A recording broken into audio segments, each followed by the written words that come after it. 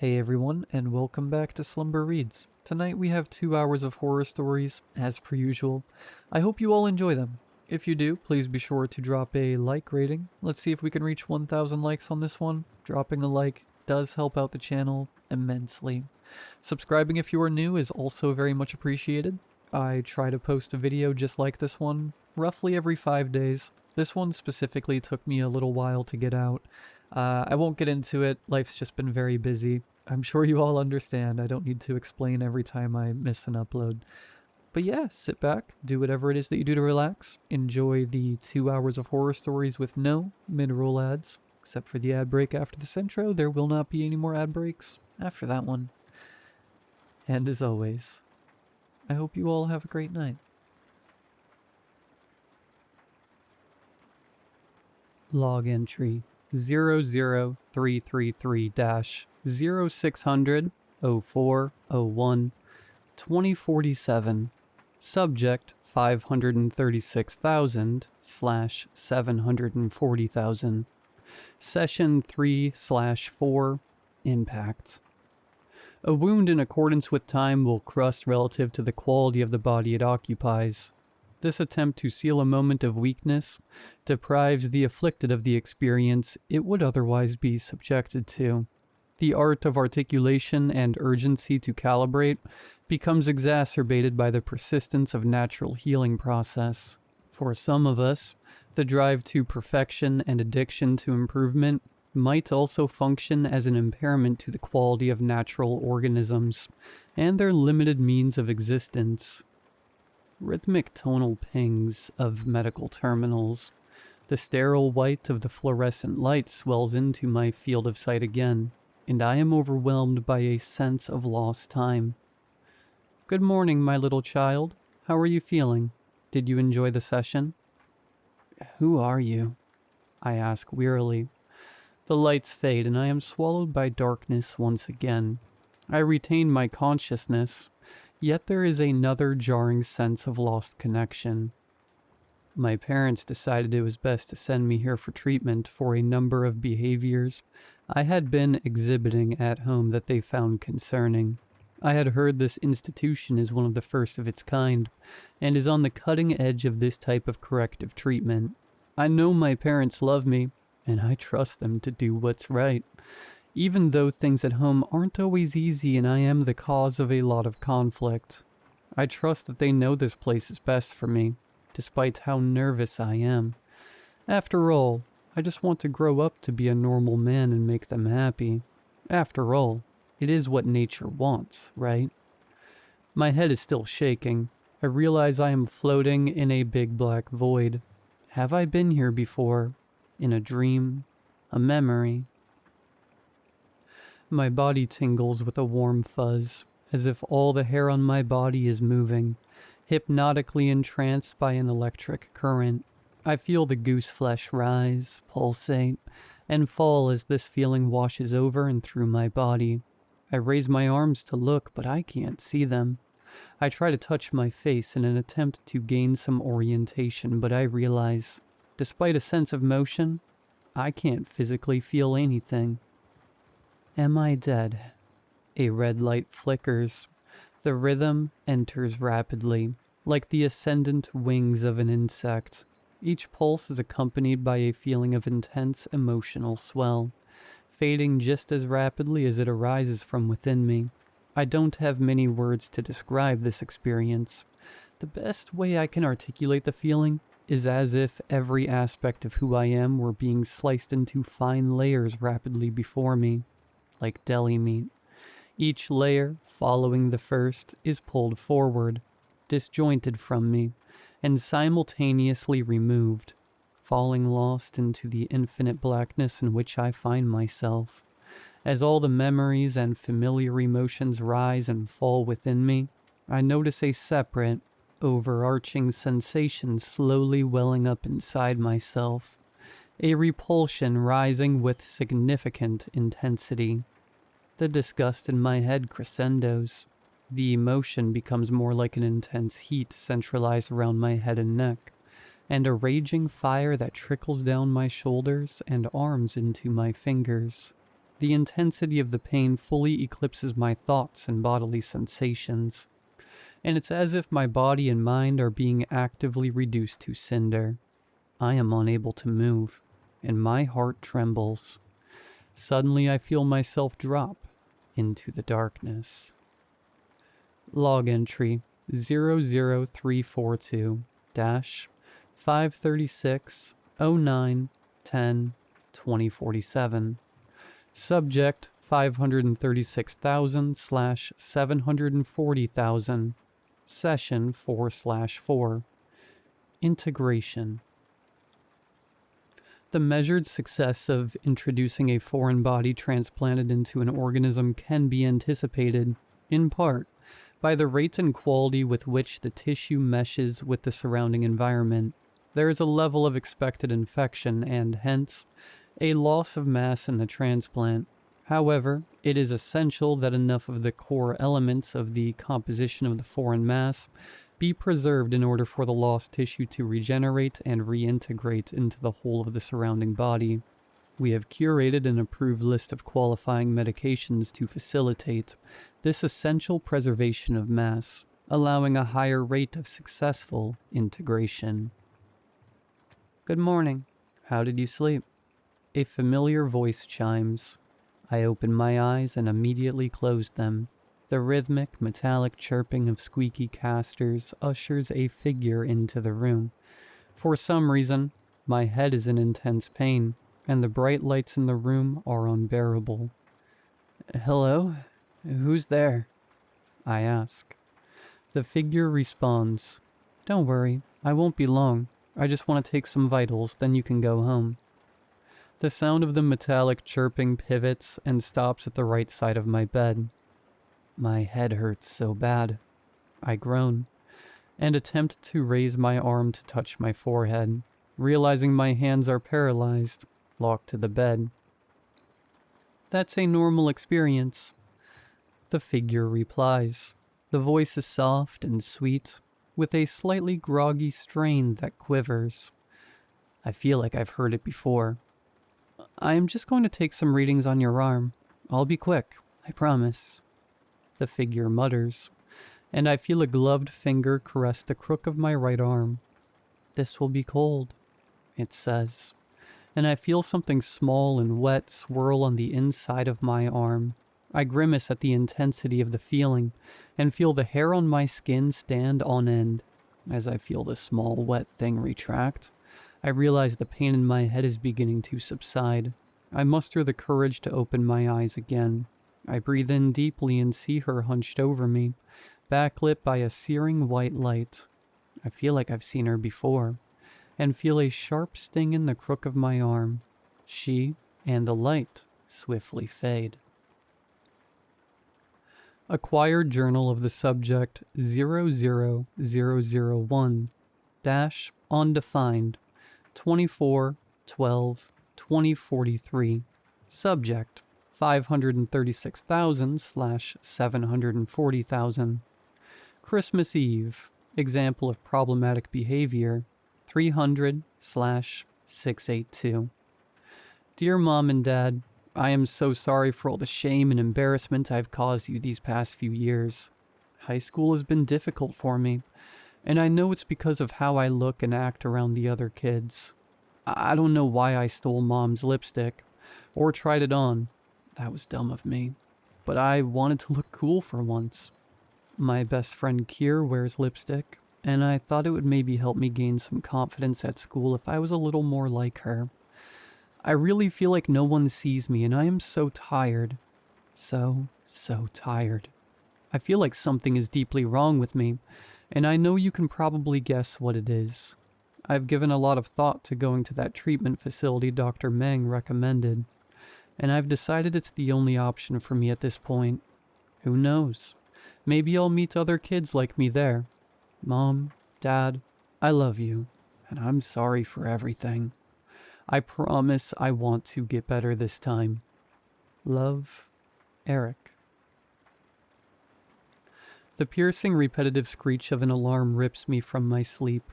My heart is pounding in my chest and my sheets are soaked in sweat. My eyes rise to the ceiling above me, and fixate on the dust-covered fan mounted above my bed. I wonder if that's mold on the blades, I think to myself. I guess that would explain the intense nightmares I've been having. I hoist myself up to a sitting position, and my field of vision blurs for a moment, then refocuses on my bookshelf across from my bed. I notice it seems less cluttered than I remember. I hoist myself out of bed, get dressed and showered, and head downstairs for breakfast. The smell of burnt toast and bacon drifted through the kitchen. My mother stood at the stove, unusually tense. She was whistling under her breath. The tune sounded familiar, but I couldn't quite place it. "Morning, Eric," I responded hesitantly. Morning, Mom." She turned and smiled. For just a fraction of a second, her smile evoked a feeling of strangeness inside me. Was the woman beneath those impossibly white lights really my mother? "Good morning, son," my father bellowed from the living room. "You all right, Eric?" my mom asked.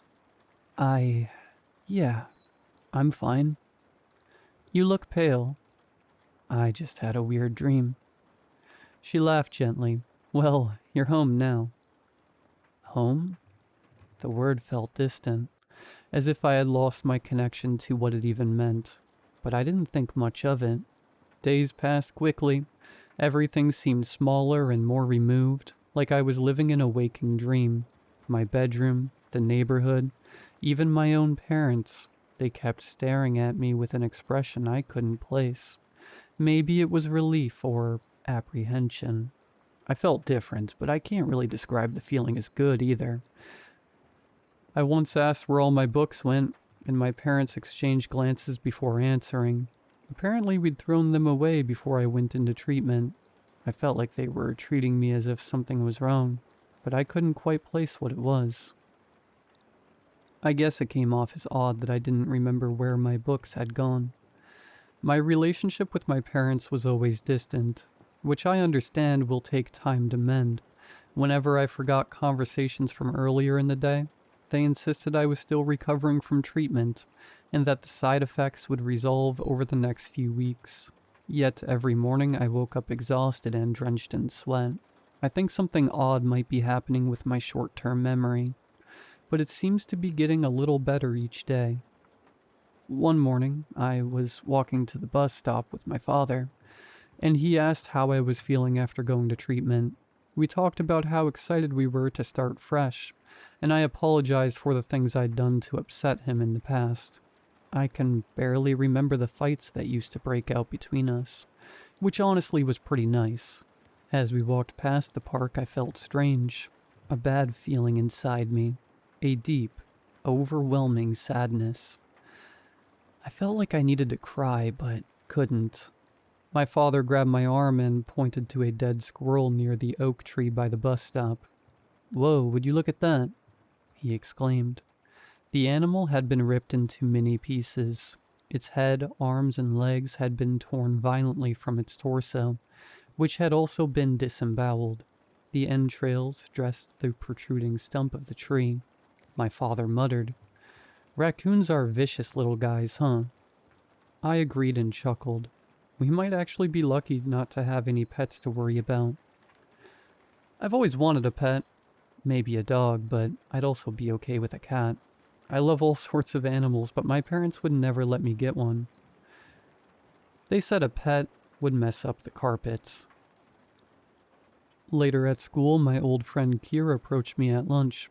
He sat next to me without asking, and I felt odd about this. I normally enjoyed his company very much, but today I just noticed the sickly sweet floral perfume he was wearing, and it was ruining my appetite. Kier always dressed very flamboyantly. Fishnet shirts, crop tops, heavy eye makeup. I used to think he was very stylish, but today I felt embarrassed to be seen with him. Maybe it was the particular vest and fishnet combination he was wearing. I'm not sure. I couldn't really put my finger on it. "Eric, how have you been, Eric? It's great to see you," Kier exclaimed.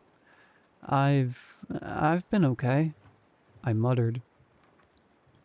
I noticed for the first time The sneering eyes of the people in the lunchroom around us. I could see Jake, the star quarterback of the football team, pointing and jeering with his friends at the table across the room. What were they saying about us? I wondered. I hope they don't think I'm gay or something for sitting next to him. Kier cut into my silence. What's going on? You've been out of school for months and you're barely saying anything. You really seem out of it. I heard you were sick. I was really worried about you. I'm good. I just haven't been getting a lot of sleep lately. Hey, would you mind if I ate alone today? I'm not feeling super great, and your perfume is kind of ruining my appetite. Not going to lie. Oh, sorry. Sure. Sorry. I thought you liked Angel. But yeah, I guess that stint in the hospital must have done a number on you. I'll eat lunch in the homeroom today. Hey, I hope you feel better. Eric, I'm really happy you're back. Kier raised his tray, a broken look on his face. Or maybe thinking back on it, it was more concern than anything. As soon as Kier left, I became refreshingly more at ease, and the eyes of the people sitting around us seemed to grow lighter. The fear of being gossiped about immediately left my body. After I got off the bus to go home that day, I noticed another ad for a missing pet. They had been accumulating on the bulletin board near the bus stop ever since I started back at school after my treatment. I would always stop to check whether I could spot any of them around, and maybe even claim some reward money. Wow, people really are careless about letting their animals outside, I thought to myself. If I had a pet, I'd never let it out of my sight. I couldn't shake a funny feeling I got when I looked at these ads. I'd never met any of these pets, but I felt a deep connection to them. I couldn't tell you why, but I felt an overwhelming sadness whenever I thought about them. I figured it must have been because I'd been keeping a passive mental note of what they look like, in case I ever came across one. Like I said, I've always wanted a pet, and I hate seeing animal owners be so careless. A few weeks went by and I had been dreading going to school each day, having to think of new and creative ways to avoid Kier so people would stop gossiping about us. But then one day, while I was gathering my books from my locker to head home, he approached me. Hey Eric, we need to talk. What's up? I asked. I feel really bad and I feel like you're avoiding me. You've been weird ever since you got back from the hospital, and I'm really worried about you. Please tell me what's wrong. Kier is really starting to get to me and he really can't take a hint, can he? I thought to myself, maybe I should just tell him off. Suddenly Jake approached us. Aw, look at the she-male and its boyfriend. Jake sneered. Hey Eric, are you still a cross-dresser? That's why you were in the hospital, right? The she-male was contagious. Kier got in Jake's face and shoved him. Screw off, Kier exclaimed. Jake punched Kier so hard he hit the floor. I saw Kier lying there whimpering, blood starting from his mouth. I swear to God, if you tell anyone about this, I will kill your homo ass. Jake muttered and ran off. Suddenly my vision blurred so badly I thought I was having a stroke. I felt myself fall through the floor and everything went black. The flashing red lights came back and a high-pitched screeching tone filled my head as I floated in the darkness. I remember this place. I've been here before. He's waking up. Perfect. Read him his rights. You have the right to remain. You have the right. You have the right to it. My head was killing me, and I slowly opened my eyes. The fluorescent light illuminated the blurry figures across from me, and slowly they came into focus, their gruff, disembodied voices muttering to each other. I realized I was sitting upright and couldn't move my arms or legs. I blinked and my vision cleared. I was in a small white room, at a table across from 3 police officers. Son, can you hear me? One of them demanded. What's going on? Where am I? How did I muttered groggily.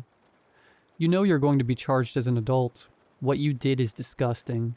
Now answer the question. The officer shouted. What? What question? I stammered.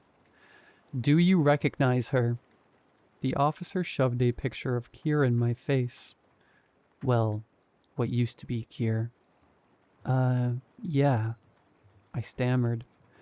I think I've seen that squirrel before. Log entry 00345-620 11/12/2047. Subject 536,000/740,000. Eric. Abstract. Corrective identity integration successful. Contradictions and side effects. Subject presents non-union integration via extreme violence. Revisions needed. Dr. Meng, PhD.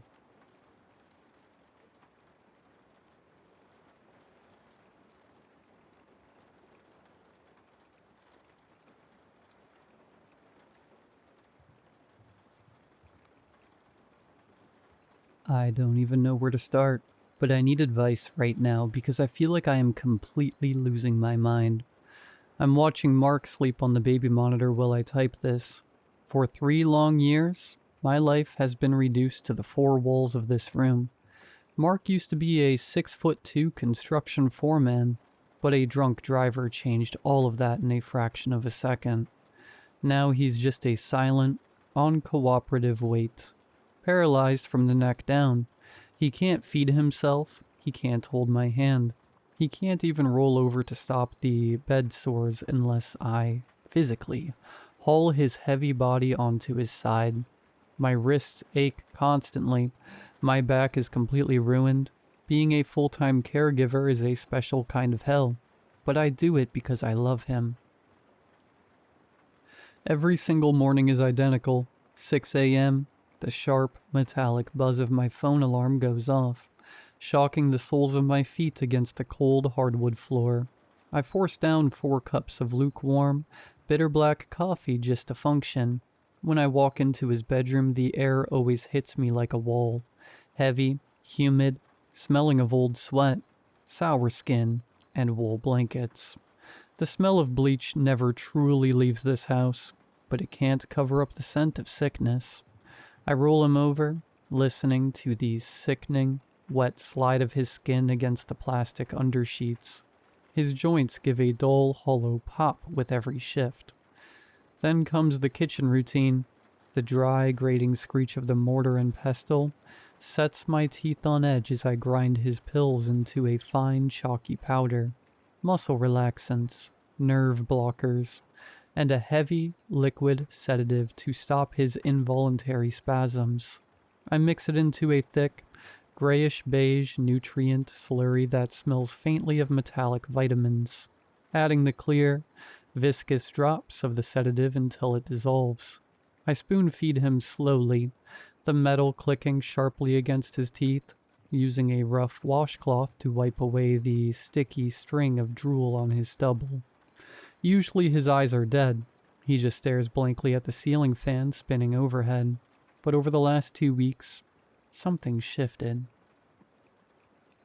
The moment the door hinges give a tiny rusted squeak. Mark's eyes instantly snap to mine. They aren't blank anymore. They are wide, bloodshot, and frantic. The pupils dilate so violently they swallow his irises. Yesterday, when I brought the spoon to his lips, a single hot tear sliced through the grease on his cheek. His jaw locked tightly shut with a sickening click of bone. I had to pinch his nose and pry his mouth open, breathing in the sour tang of his breath, just to make sure he swallowed his medicine. I told his doctor, but she thinks it's just late-onset depression and medical trauma. I don't think so. The house feels wrong. Yesterday, I found a damp patch of the hallway carpet that smelled like rain. Last night, I heard a floorboard groan in the living room while I was bathing him.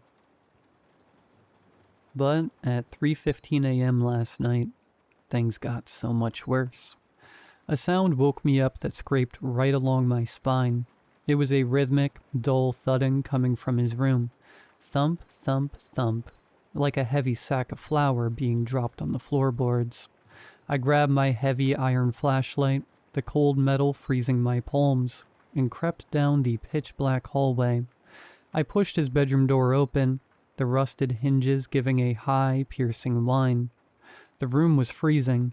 The window was shut, but the air felt dead and hollow. Mark was asleep, his chest rising and falling in the slow, mechanical rhythm of the sedative. But his phone, the old, deactivated smartphone I keep on his nightstand, just to play ambient rain sounds to drown out the click hiss of his oxygen machine, was lying on the floor. It was 3 feet away from the table, face down on the hardwood, its screen shattered into a spiderweb of glinting, sharp fractures. There is no draft in this house strong enough to blow a heavy phone off a nightstand, and Mark physically cannot move. I didn't go back to sleep. I sat at the kitchen table, watching the gray dawn bleed into the room until the shadows on the linoleum dissolved. My mind kept looping back to the shattered glass. I tried to build a rational explanation. Piece by piece, the way you try to balance an unstable house of cards. Maybe the vibration of the rain app had slowly drifted the phone to the edge. Maybe a stray mouse. But deep down in that quiet, visceral place where your instincts live, I knew that was a lie. The phone had been placed in the exact center of the oak nightstand, nestled in a carved groove. It hadn't drifted. It had been pushed. At 7 a.m. I walked back into Mark's room, my slippers dragging heavily. He was still under the deep, suffocating fog of the emergency sedative. His breath came in thin, whistling gasps that rattled the back of his throat, a dry, papery sound that always reminded me of dead leaves scraping against asphalt. His skin looked translucent in the morning light, mapped with thin, branching rivers of blue and purple veins. I stood over him for a long time, the heavy iron flashlight still gripped tightly in my right hand. My knuckles were white. "Did you do it?" I whispered into the quiet room.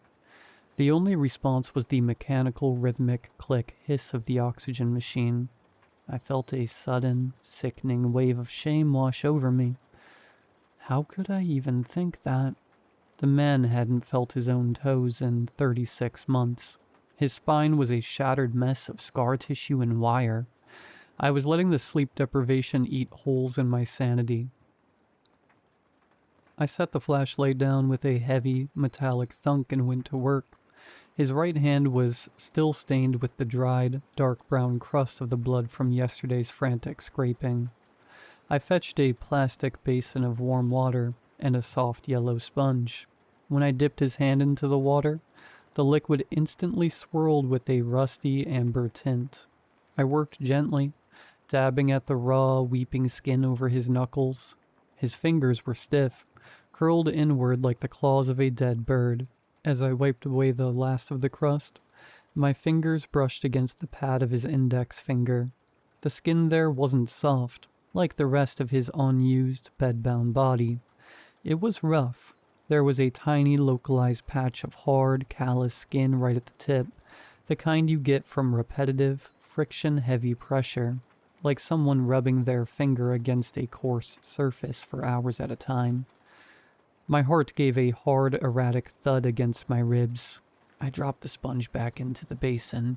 It hit the surface with a loud, wet splash, slopping soapy, pinkish water over the rim and onto the hardwood floor. I stared at his face. His eyelids gave a sudden, violent twitch, his chest heaving as the medication began to lose its grip on his nervous system. "Mark?" I breathed, leaping down until the sour heat of his breath fanned against my cheek. His eyes snapped open. There was no gradual waking up, no soft blinking away of sleep. It was an instantaneous electric jolt. The pupils were already fully dilated, pitch-black pools that seemed to swallow the gray morning light. He didn't look at the ceiling fan. He didn't look at the window.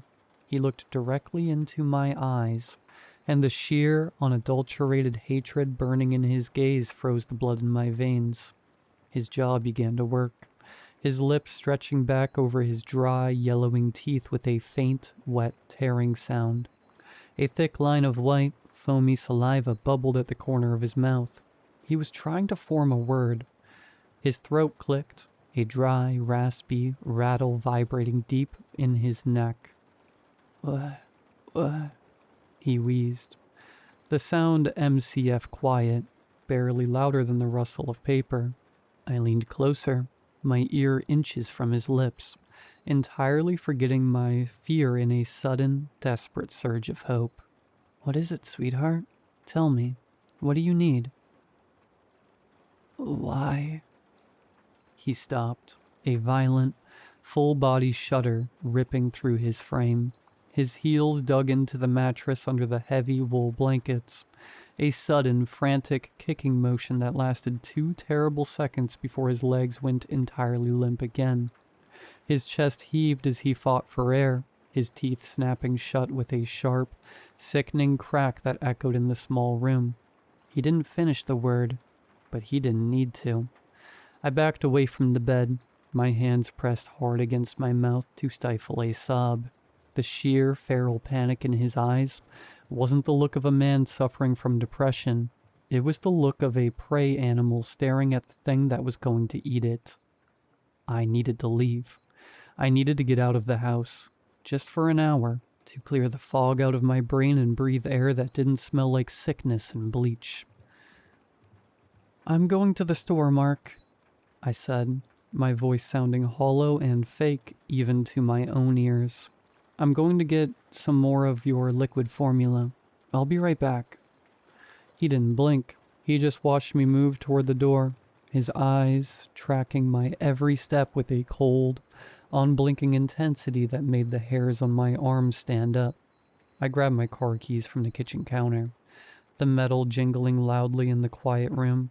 I walked out the front door, slamming it shut behind me, and locked it with a heavy, definitive click. I walked down the porch steps, my boots crunching loudly on the gravel driveway, and got into my sedan. I started the engine, letting the loud mechanical rumble fill the quiet suburban air. But I didn't put the car in drive. Instead, I sat there, watching the exhaust smoke curl up into the cold morning air in my rearview mirror. A terrible dark thought had taken root in my mind. A poisonous little seed that I couldn't tear out. He thinks I'm gone. I turned off the ignition. The sudden silence wrapped around the car like a heavy blanket. I got out quietly, closing the car door, using only the tip of my finger until the latch clicked shut without a sound. I crept back up the wooden porch steps, avoiding the third step because I knew it gave a loud, structural groan when weight was applied. I unlocked the front door with agonizing slowness, turning the key millimeter by millimeter until the bolt slid back without a whisper. I stepped inside the hallway. The house felt entirely different now, heavy, expectant, and freezing cold. I took off my boots, standing in my wool socks, and began to creep down the dark hallway toward Mark's room, my heart hammering so violently against my ribs, I was certain he would hear it. I reached the edge of his doorframe. The door was cracked open just an inch, a sliver of gray light cutting across the dark hardwood of the hall. I leaned forward, pressing my eye to the gap. Through that narrow, 1-inch gap in the doorway, the world seemed to shrink down to the sharp, mechanical click hiss of the oxygen concentrator. I held my breath, the back of my throat burning with the taste of copper and swallowed panic. At first, nothing happened. Mark lay perfectly still under the heavy, dark wool blanket. The room was a tableau of static, gray misery. Then the blanket shifted. It wasn't a sudden jerk or a violent spasm. It was a slow, agonizingly deliberate swell, like something buried alive trying to reshape its shroud. From beneath the edge of the fabric, his right arm began to emerge. My breath caught in my teeth. The movement was horrific because of how much effort it took. The muscles in his forearm were completely wasted away, the skin hanging loose and gray against the bone. But it was lifting, It rose millimeter by millimeter, trembling so violently that I could hear the dry friction of his skin dragging against the plastic undersheet. It sounded like paper tearing in slow motion. His hand rose into the cold air of the bedroom. His fingers, those stiff, yellowed claws with the raw, calloused index pad, were flexing. They opened and closed, tasting the air, before reaching out toward the side of the mattress. He wasn't reaching for the shattered phone on the floor. He was reaching down, forcing his arm over the sharp edge of the wooden bed frame, his knuckles scraping against the grain until a fresh bead of dark blood welled up on his skin. He didn't even flinch. His face, visible in the sliver of gray light, was a mask of pure, agonizing concentration. His teeth were bared, stringy strings of saliva stretching between his lips as his fingers dug blindly into the narrow gap between the heavy box spring and the mattress. He was searching for something. I couldn't look anymore. The reality of what I was seeing smashed through my brain like a physical blow. He wasn't paralyzed. Not completely. He had been gaining movement back, practicing in the dark hours while I slept, hiding it from the doctors, hiding it from me. I pushed the door open. The rusted hinges didn't just squeak. They let out a sharp, metallic scream that pierced the quiet of the house. Mark's reaction was instantaneous. The sheer electric terror that flooded his face matched my own. His arm dropped like a stone, slamming against the wooden frame before disappearing beneath the blanket. He closed his eyes tightly, forcing his breathing to go shallow and ragged, trying to mimic the heavy, dead weight of the sedative. But it was too late. The illusion was shattered. I didn't say a word. I didn't cry. A strange, freezing calm washed over me, the kind of numbness that comes when you're in a car crash and everything slows down to a crawl. I walked into the room, my wool socks making no sound on the floorboards. Mark lay there, his eyes closed, his chest rising and falling in a fake, rhythmic pattern. But he was trembling. The wool blanket was vibrating with the frantic beat of his heart. I stopped at the edge of the bed. I leaned down, my face inches from his, and whispered, "I saw you, Mark." His eyes snapped open. The pretense was gone. The raw, feral hatred was back, but beneath it was a desperate, whimpering panic. I reached down to the exact spot where his fingers had been clawing. I shoved my way into the dark, tight space between the mattress and the box spring. My knuckles brushed against something cold and smooth. Plastic. I pulled it out. It was a cheap, black burner smartphone. The kind you buy at a gas station for $20. The screen was smudged with oily fingerprints and the faint, red smear of his own blood from his raw knuckles. My hand shook so violently I almost dropped it. I pressed the power button. The screen illuminated the dim room with a harsh blue glare. There were no apps installed, no games, no social media.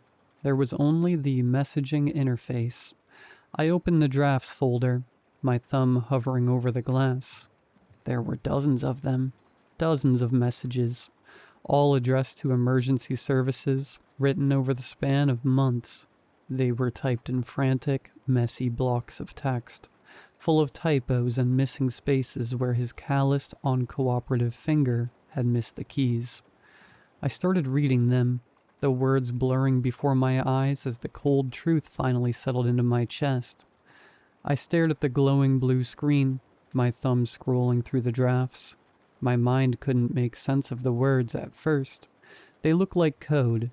They looked like a language I didn't speak. The oldest draft was from 6 months ago. "Help me. I'm not sick anymore. My legs work. She won't let me out of the room." I blinked. The text blurred. I scrolled to the next one, dated 3 months later. Tried to walk to the kitchen last night to get water. She woke up. She screamed at me like I was a ghost. She hit me with a flashlight and forced the syringe into my mouth. "Please, someone check the house on Elm Street. I am a prisoner." My breath hitched. The words felt heavy, like lead pressing down on my chest. Elm Street. We didn't live on Elm Street. We lived in our beautiful, quiet suburban home. I looked up at Mark. He was staring at me, his eyes wide and leaking silent tears into his stubble. His jaw wasn't locked in a medical spasm. It was trembling with sheer, unadulterated terror. I looked back down at the phone. The most recent draft was from last night, typed right before he dropped the device onto the floorboards. She thinks it's 3 years ago. She thinks the accident just happened. The doctor told her last year that my spine healed, but her brain snapped from the stress. Every time I try to stand up, she thinks an intruder is breaking in. She drugs me back into the paralysis. If I don't get out today, the sedatives are going to stop my heart. Please. The phone slipped from my hand. It hit the hardwood floor with a sharp plastic clatter, the screen flickering once before going dark. The click hiss of the oxygen concentrator suddenly sounded incredibly loud, echoing in the corners of the room. I looked around. The walls weren't white anymore. They were covered in layers of peeling, yellowed wallpaper. The medical equipment in the corner was dusty, unplugged, and rusted. I looked down at my hands. They were stained with the gray, chalky residue of the pills I ground up every single morning. The mortar and pestle sat on the nightstand, surrounded by dozens of empty prescription bottles with Mark's name on them, all prescribed over a year ago, all expired. "Mark?" I whispered, my voice sounding incredibly small, like a little girl lost in a dark forest. "Sweetheart, your breakfast is getting cold." He didn't answer. He couldn't. His eyelids were already fluttering, drifting shut as the massive emergency dose of the sedative I had forced down his throat minutes ago finally took hold of his central nervous system. His wasted arm, the one he had worked so hard for months to rehabilitate in the dark, slipped off the mattress and hung limply toward the floor, his calloused index finger brushing the wood. I stood there in the freezing room for a long time watching his chest rise and fall. Rise, fall, rise, fall. Slow, rhythmic, completely safe.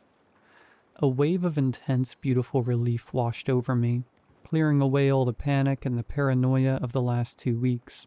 The house felt quiet again. The stalker was gone. The intruder hadn't broken in after all. Mark was right here, right where he belonged, entirely safe under the heavy wool blankets where nothing could ever hurt him again.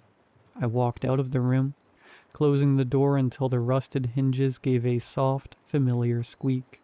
I headed down the hall to the kitchen to start a fresh pot of coffee. It's almost 6 a.m. and I need to be ready. Tomorrow is a big day. I have to wake up early to take care of my husband.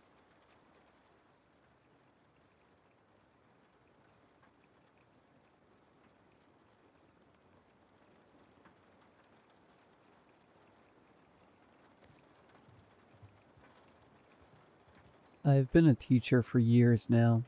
It's some kind of unspoken rule that every year, there will always be a kid that is weird. The level and variety of weirdness vary, from benign to outright dangerous. My first year as a teacher, we had a student bring a Stanley cup filled with gasoline that he poured in the boys' bathroom toilets, and set them on fire. His reasoning? The bathrooms always smelled bad, and if the toilets were gone, they would have to remodel the whole thing. And he wasn't wrong about either of those things. He did get expelled, though, and avoided jail through what I assume was a very expensive lawyer. After that, we banned water that wasn't in clear bottles. My second year was a girl who had an odd obsession with breaking into lockers and leaving rocks inside them. The third year, we had a boy who would walk up behind people and scream into their ears when they weren't expecting it. He got punched a lot before his parents found him a good therapist. Then in my fourth year, I had a new student, Simon Lynch, who all the incoming freshmen agreed was weird. But so far, he is relatively benign. He also had some of the best grades in the school. He's helpful and kind, and even has a small group of friends he hangs out with. In class, he's an angel. The weirdness comes from the fact that he keeps talking about the god in the corner. He mentioned it in passing even to me.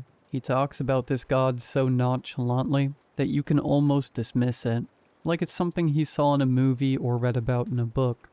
I don't think anyone gave it any mind when he started talking about it. But the thing is, he never stopped talking about it. When there was a test, he would remind the other students in the class that if they made an offering to the god in the corner, they'd pass with flying colors. And apparently the power of this god didn't stop at getting good grades.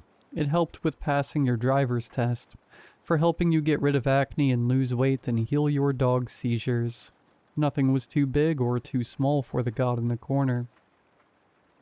It was getting annoying, and I'd have to intervene and remind him that the classroom wasn't a good place for religious talk. It's alright, Miss Gwyn. It's not a religion, more like a cosmic force. I don't think you can actually pray to the god in the corner. Just give it things, he said with a small smile. After that, the talk of the god went quiet. There weren't any tests coming up. Then Shannon Berber came in one day, whispering to the other students that the god in the corner was real. And even better, it worked. Shannon had always had thick glasses. She was actually legally blind, and her eyesight was predicted to only get worse. But she had listened to Simon, and faced with nothing to lose, she made an offering to the god, and it hadn't even been a lot. Apparently, the god was satisfied with whatever you gave it, as long as it was sincere and something that meant something to you. It didn't want blood or your firstborn or anything so cliché. Shannon had made it a pie, a gooseberry pie, and a framed canvas of her own artwork. It had been a watercolor she'd made in class and been particularly proud of. She had placed these things in the corner, called the god and gave it her wish, and the offerings had been taken, and her eyes had been fixed that night. It was a miracle, for lack of a better word. I had never seen Shannon so happy. Her eyes were large and lovely, a clear hazel green that I had never even been able to properly see. After that, talk of the god in the corner became more commonplace. One of the worst students in my class, Maxwell Hardy, suddenly started getting straight A's. Another girl, Emily Stillway, got a full-ride scholarship to her dream school. For some other students, they grew taller, got thinner, had better skin. Some even developed athletic abilities seemingly overnight. It was weird, and surely it was all a coincidence. It had to be. And then my boyfriend Kyle got in a car wreck. He had been driving home when another driver who was too busy texting to drive properly T-boned him at an intersection. He was lucky to be alive at all, but he was in a coma, and there was no hope of him waking up, or him even living past the end of the week. I called Simon that evening. We're not supposed to call students, but I knew where to find his personal information, and I called his cell. My heart was pounding as I dialed the numbers. "Hello?" Simon asked from the other end of the line. "Simon, it's Miss Gwyn, your teacher from school," I stammered out. "I know your voice, Miss Gwyn. I think I know why you're calling. I heard about your boyfriend. Do you want to know how to make an offering to the god in the corner?" he asked with certainty. "Yes," was all I said back. "It's easy, Miss Gwyn. All you need is a corner somewhere in your house, or any building will do. It must be dark. There must be a shadow, just enough that you can't see the corner anymore. And then you give it something. Something that's personal to you. Something that's of sentimental value. Or something you made. Even a pie will do. Did you know Ryan Blair sang a song to the god in the corner? Something he wrote himself, and now he's the best player on the basketball team," Simon said conversationally. "What do I say? What do I say to get the god to come?" I asked, my voice trembling. "You say out loud, 'This is an offering to the god in the corner.' Then you say what your wish is. And then the god takes the offering and it's all over. Oh, the most important part. Don't try to take a photo of the god or record it in any way, or turn on the light and reveal what's in the corner. There are consequences to that, you know, Simon explained. What happens if I do that? I asked, fear creeping into my voice. Well, my uncle did that once. We never saw him again. I think he might still be alive, but honestly, isn't that scarier than being dead? The dead don't suffer. Simon said so matter-of-factly that it sent a shiver down my spine. Thank you, Simon. That's all I needed to know, I said in a rush. You're welcome, Miss Quinn. I'll see you in class, Simon said, then ended the call. I sat there for a few minutes, genuinely contemplating what I was thinking of doing. I'd already crossed a line by calling a student like I did just now. Was I really this desperate to try to give an offering to some kind of god that lived in a corner? I was. I couldn't lose my Kyle if there was even a slim possibility of saving him. But I had no idea what to offer up. I was not an artist or a musician. I could barely cook, and I wasn't sure if the god in the corner would be satisfied with scrambled eggs and mac and cheese. Then it hit me. I did have something to offer it, something of great sentimental value.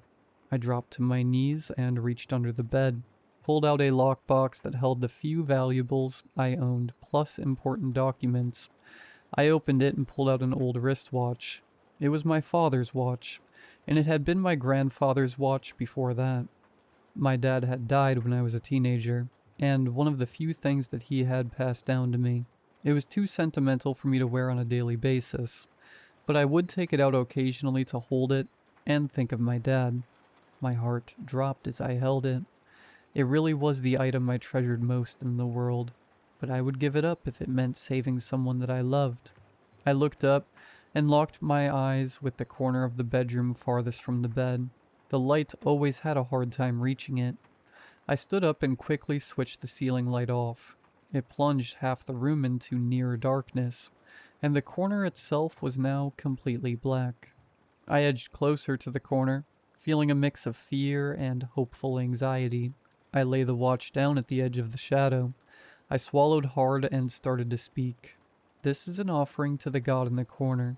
Please heal my boyfriend Kyle, and make him as healthy and whole as he was before the accident, I said timidly. A few seconds passed, and lots of conflicting emotions raced through my brain. Did I need to speak louder? Maybe the offering wasn't good enough, or the more likely explanation was that this was all insane, and my student had played a vile joke on me when I wasn't in my right mind. And then the shadows shifted. I gasped, falling backwards so I was flat on my backside. Two arms emerged from the shadows. A scream caught in my throat, and I clasped my hand over my mouth. The arms were long, far longer than a person's arms could possibly be. The flesh was a dark ashen gray, not black. The hands were long and the fingers delicate, almost feminine. Short, dark fingernails that glimmered sharply in the dim light caught my eye. The hands moved slowly and purposefully. They plucked the watch up and turned it to the shadow, as if a face I couldn't see was taking stock of the offering. I heard a faint murmur, a whisper that sounded pleased, and then the arms, hands, and the watch retracted into the shadows like a rock disappearing into a lake after it's thrown in. I screamed then, a small, pathetic sound as I ran from the room. I stood shaking in my living room as I tried to process what I had just seen, what I had just done. I didn't go back into the bedroom that night. I didn't need to. I wasn't sure how much time had passed, probably no more than 20 minutes, when my phone rang. It was Kyle's mom. Maddie, you need to come to the hospital right now." His mom practically screamed over the phone. "Oh God, what's happened? Is Kyle dead?" I sobbed, fearing the answer. No, he's awake and he's okay and he's asking for you," she shouted back. Kyle was healed. It was nothing short of a miracle. Kyle was being held as a medical marvel, and the doctors promised that studies would be done on him in the future. I took him home a few days later. He was the same old Kyle, though he did tease me now about why I wanted the lights on in the bedroom, and why I always stared at corners now. We got engaged not long afterwards and married. We even started our own family. Simon continued to be a good student. He graduated from high school as a valedictorian and got a full scholarship to a very prestigious university. Even that was years ago, and I see Simon's name on the news now. He started a new tech company that people are saying will be the next Tesla. In the photos I've seen him, he looks handsome and self-assured. And it always leaves me wondering, what is the extent of the power of the god in the corner?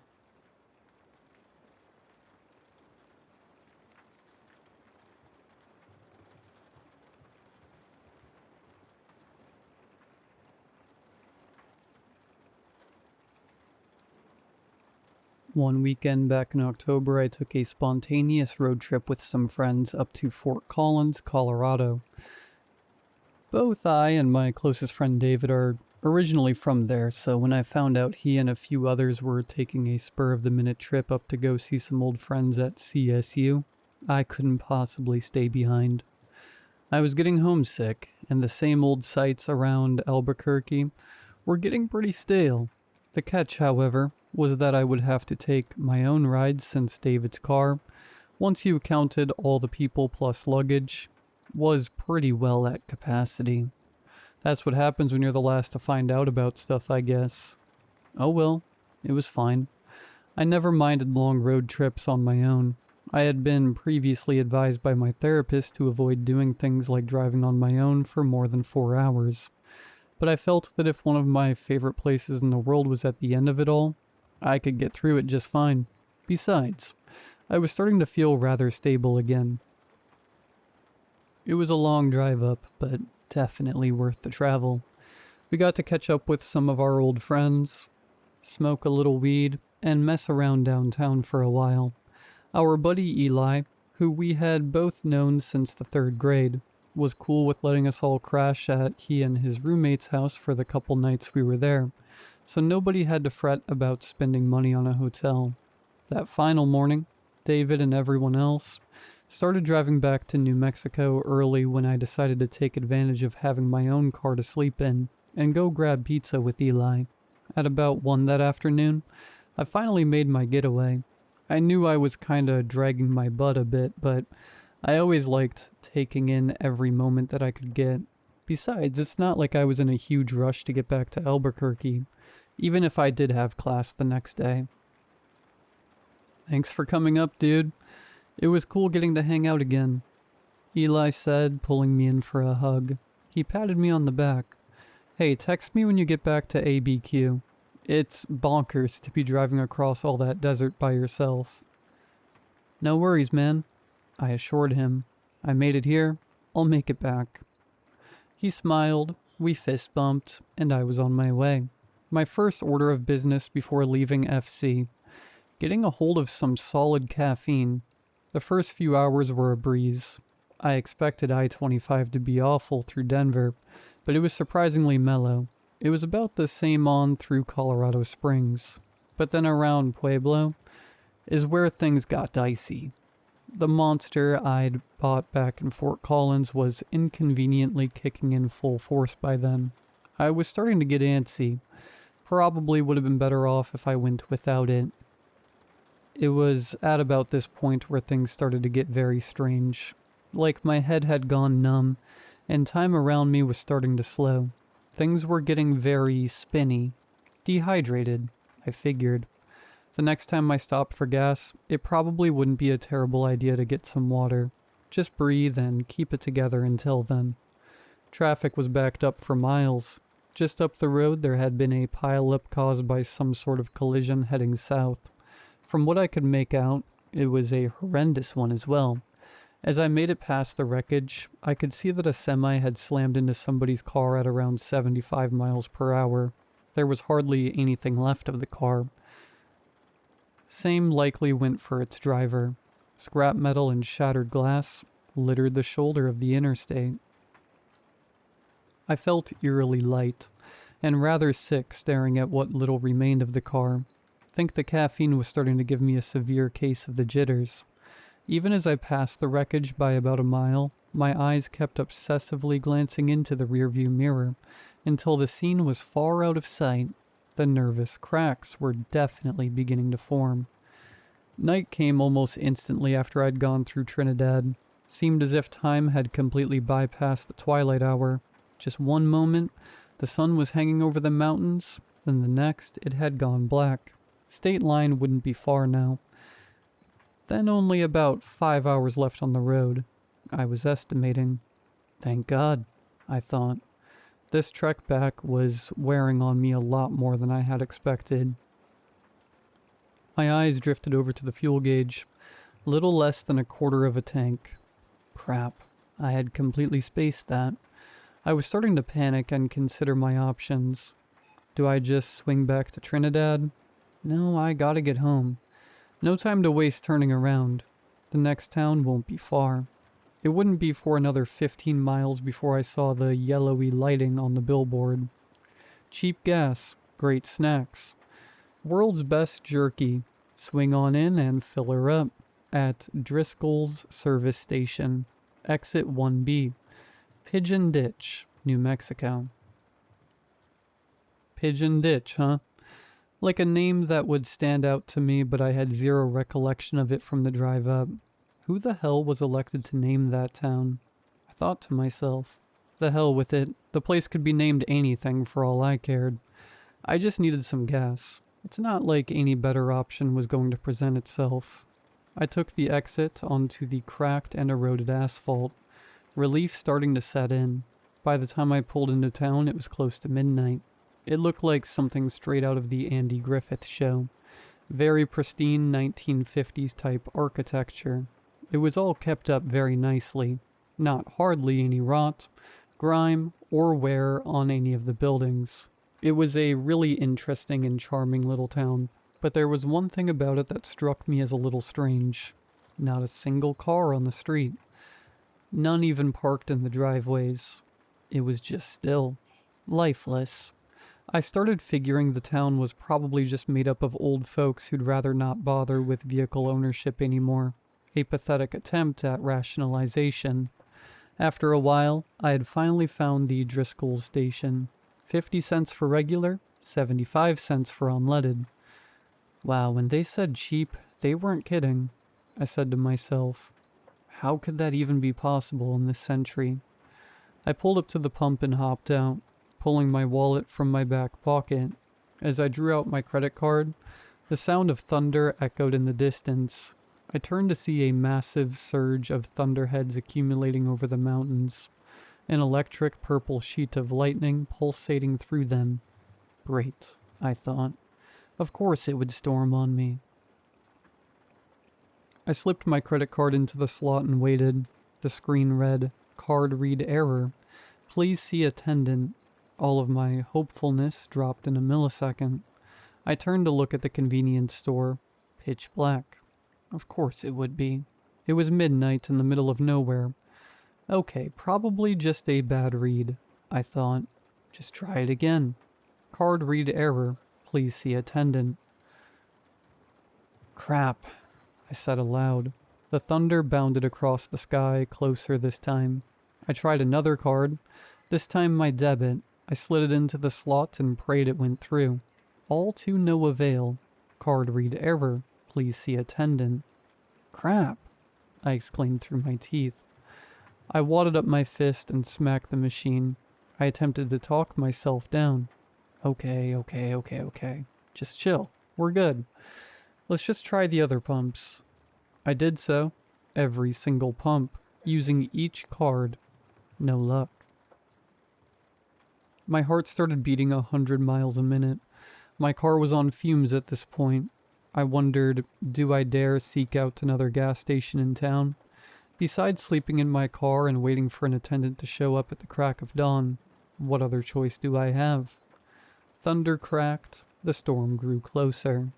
I got in the Taurus and started to navigate towards Main Street. The further I went in, the more unnerved I got. The place was an absolute ghost town. Sure, it was past midnight, but there had to be somebody out doing something somewhere. No drunks at the bars, no vagrants sleeping on the park benches, no pimply-faced teenagers getting off their late-night shift. Just what the hell is going on with this place? Down at the far end of the street, I saw my salvation at last. Dimly lit, but still my final hope, sat another Driscoll station. Clearly, whoever the Driscolls were, they had really cornered the market on service stations in this town. I pulled in and drove up to one of the pumps. The wind was picking up, the intense purple flashes of light coursing through the sky. I eyed the machine for what felt like several minutes before finally taking out my card. I inserted it into the slot and waited. The machine thought. It beeped, then paused for a few minutes. The verdict? Card read error. Please see attendant. I lost it. I cried out. I screamed and I kicked and punched at the diabolical piece of crap metal and plastic rectangle that was making my life needlessly hard. The wind howled over me, and the large crack of thunder was deafening. I just want to go home, I shouted. I collapsed to my knees, sobbing. That's all I want, is to go home. I knelt there crying and cursing for a good solid 20 minutes. I expected someone to call in a noise complaint eventually, but no cop, nor anyone for that matter, came to check on me. The storm had picked up and raged on. When my eyes had finally dried and crusted over from the excess tears, I looked over to see a diner completely lit from the inside. Was that like that when I got here? I wondered. Maybe my focus was so honed in on the gas station that I hadn't even noticed. I got to my feet and walked over to it. No sense in moving the car. I pushed the door open and looked around. Not a soul to be seen or heard. Shocker. Nevertheless, it was still a welcome refuge from the weather. For some odd reason, they were playing some sort of piano music on the speakers, like ragtime or something similar. Weird choice given the whole 50s aesthetic, but nothing too unusual, I guess. I looked at the hostess stand. A sign read in delicately hand-painted text. Please seat yourself. I looked up to see back into the kitchen. Nope, no one. Not a clang of a skillet or sizzling of a fryer. Only sound to be heard was the bubbling of a fresh pot of coffee and the tinny emitting of plink, plink, plink. Well, I thought. Might as well go and sit down. I thought I'd only been sitting for about 5 minutes when I looked back and the clock said it was already 3 a.m. I sank in my seat. I could have been asleep in my dorm by now. I was thinking. From the corner of my eye, I detected some new shape. A dark shape. I tilted my head a bit further to see what my peripheries were sensing. It was a man hunched over at the counter with his back to me. A weathered black bomber jacket was draped over his scrawny frame. A filthy trucker hat perched crookedly on top of his head. I heard no one come in. Not a sound aside from the coffee pot or the faint music. How long had he been sitting there? Christ, you'd think I would have been excited to finally see another human being in this place. But his stillness deeply unnerved me. Then, with a knowing sense, he turned to me with cold yet placid eyes. His face was long, leathery, and gaunt. His large, beak-like nose cast a triangular shadow over his glassy left eye. For a while there was nothing. He just stared at me, and I back at him. At last he offered me a nod. I forced a crooked smile and nodded back. Not quite knowing how to follow it up, I glanced around the place and said, "Guess it's a little slow tonight, huh?" I wheezed a weak and awkward laugh. He stared at me for a moment longer, shrugged, and then turned back around. Well, that was at least an attempt at conversation. I was still too shaken up to be discouraged by a little cold shoulder from this stranger. I turned back in my seat as well and stared out into the blackness. Every now and again, I'd feel compelled to stare at the man's reflection in the window, looking like an oil painting. And then, there was just me in the midground, tired, strung out, and helpless. The longer I stared at myself, the more entrenched I got in my own thoughts. Is this me now? Will help ever come? Will I ever see my family or friends ever again? Am I gonna die here? Will this weird little town be my final memory? Just then it occurred to me, I'll just call David and he could come up to get me. It'd be a pain in the butt for him to drive up all the way from Albuquerque, and he'd most likely be a little annoyed, but once he understood the situation, surely he would understand. I dug out my phone and started to call him. Of course, he would definitely be asleep by now, but if I left him a message, he would certainly respond the moment he heard it. I sat with the phone pressed up against my face, waiting for anything. There wasn't even a dial tone, just the fizzing and cracking of static, like the quiet from an old record player. I looked at my phone. David's name was displayed along with the phone's empty promise, calling underneath it. I held it back up to my ear, and for literally any sound, there was none. I clenched my eyes in panic and frustration. I tried to breathe through it. One shaky breath in, one shaky breath out, and repeat. When I opened my eyes, I looked to the window. There I was in my booth trying to make a call. There the man was, standing, facing me, closer. Jesus Christ, he was right next to me. I jolted and turned to face him, the shock sending my whole body cold for the flash of a moment. I dropped my phone and bounced off the seat and onto the floor beneath the table. The man didn't budge at all. He just stared down at me. He held one cup of coffee in each of his white, veiny hands. He shook his head as he sat one of the cups in front of me. "Those never work too well out here," he croaked. He took his cup and sat down opposite of me. I stared at him pinned back in my seat, still reeling with shock. I stared down at the coffee he'd just given me.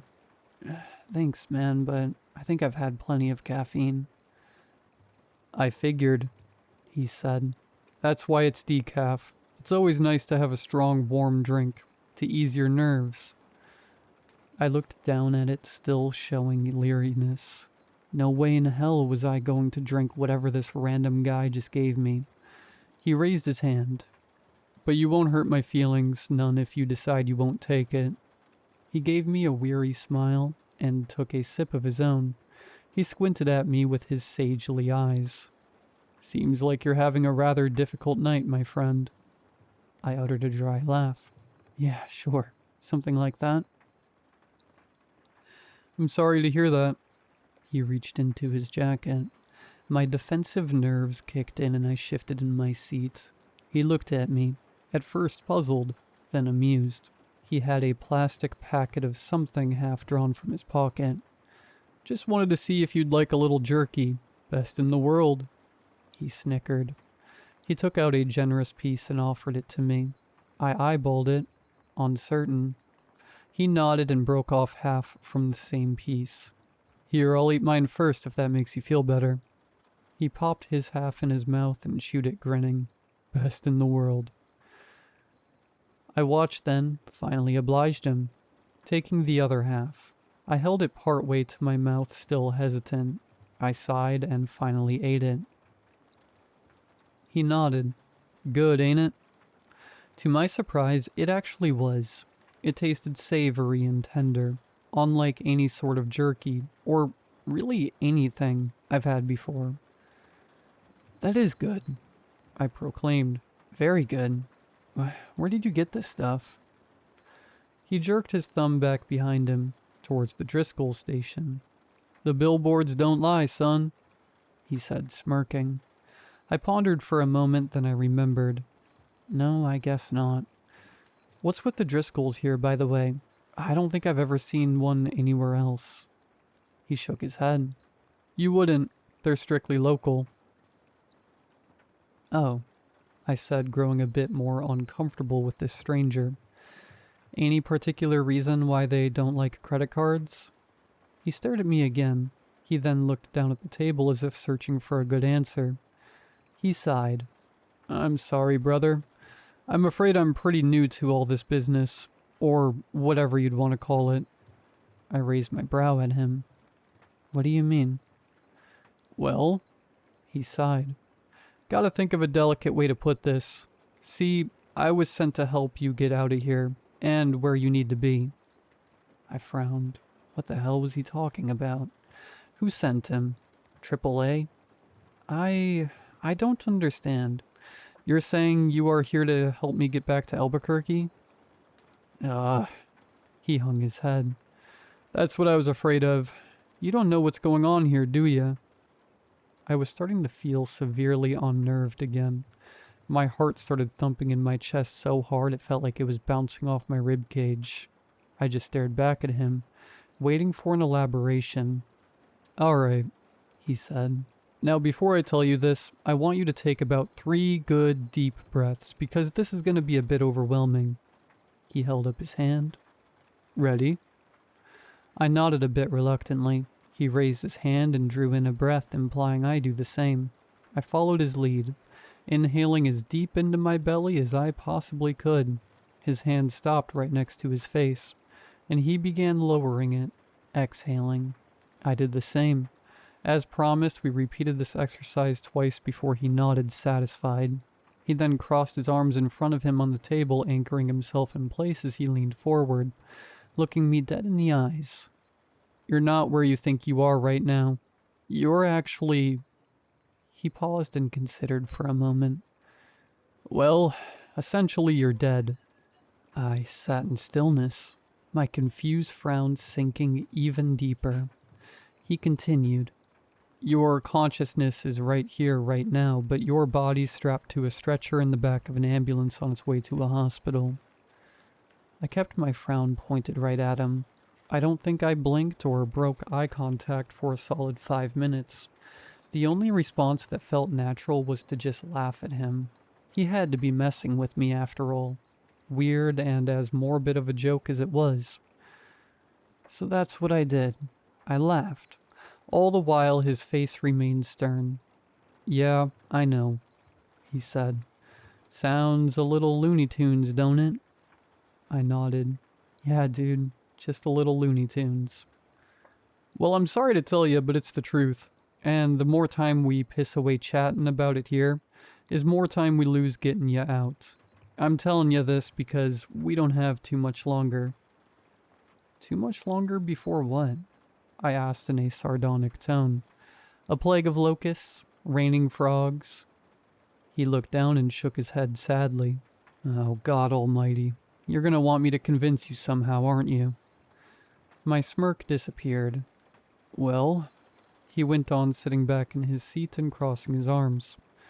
Which should it be, Spud? You want to see a plague of locusts or raining frogs? The way he said it was off-putting. I knew he had to have been crazy to begin with, whether he was messing with me or not, but the confidence he delivered this threat with seemed so sincere that I couldn't help but feel he believed he could make it rain frogs by simply snapping his fingers. He just sat back awaiting my response with raised eyebrows. You know, it'd be one hell of a mess, but I could even make it do both if that'd please you, he added.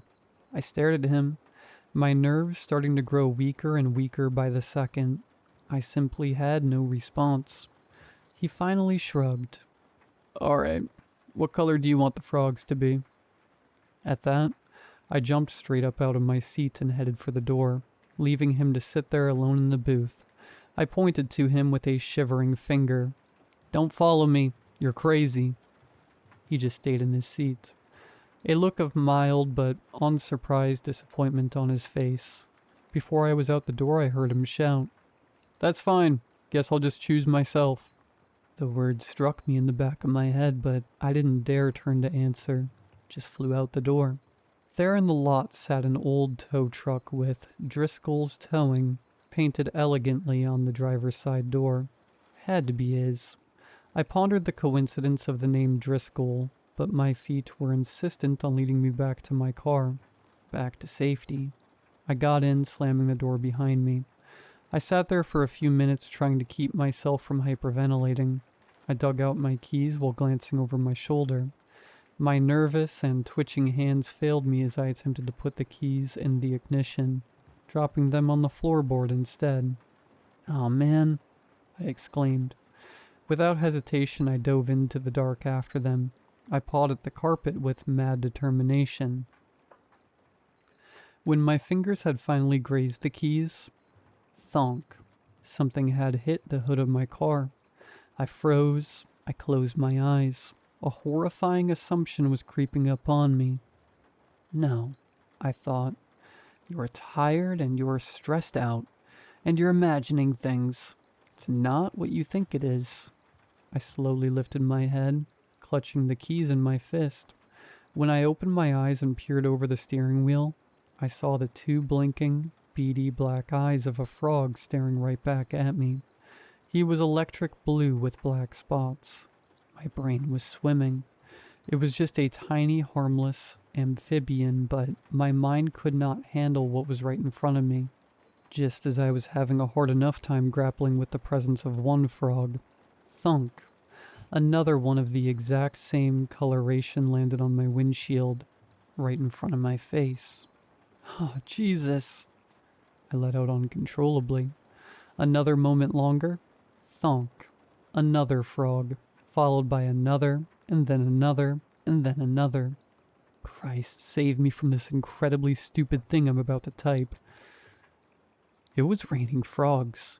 Reality as I knew it was folding completely in on itself. As I sat staring out at the bizarre and unexplainable downpour, a voice rang out with gravelly enthusiasm from the passenger seat. "I always liked blue for some reason." It was him. "Used to have a car that exact shade." He gestured to the frogs. I pinned myself back against the door.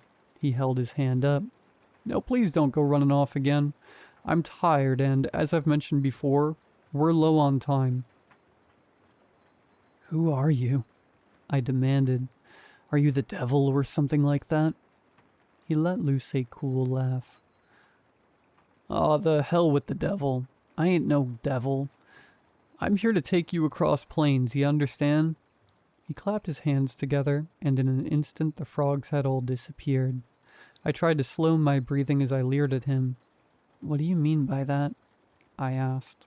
Very calmly he elaborated.